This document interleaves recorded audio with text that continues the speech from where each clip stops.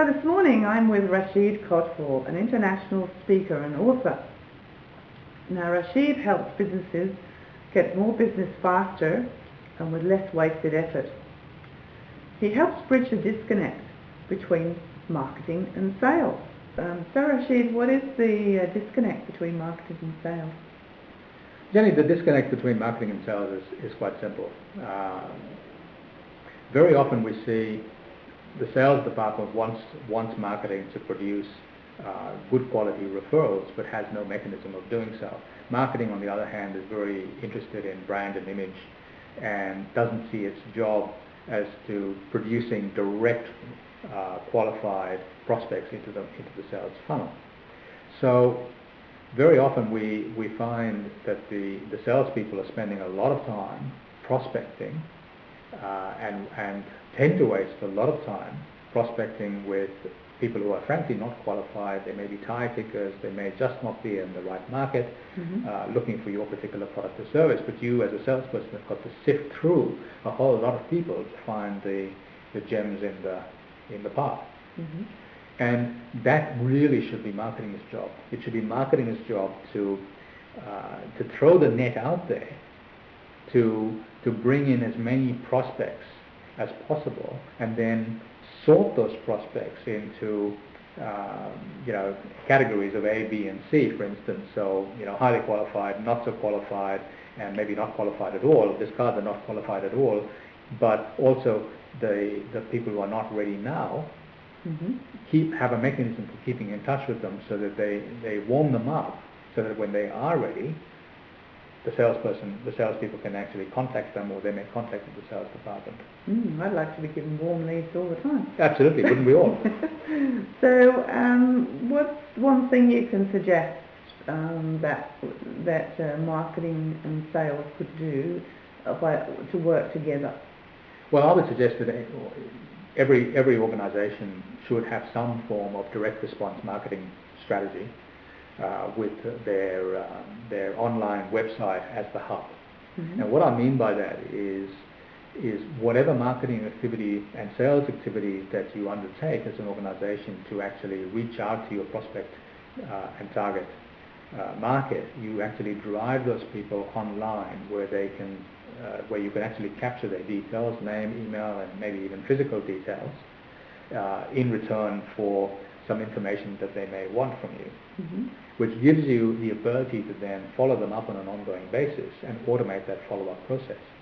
Because as we all know in sales, it takes between 5, 9, maybe 15 touches, sometimes a year or 2 years might go by, before someone actually becomes a client, between when they first actually contact you or have some form of contact with you and becoming a client. And by having a mechanism that automatically keeps in touch with them, driven through your online presence, it gives you the ability to keep in touch with them, but it also means that the salespeople don't have to continually chase the same people up again and again and again.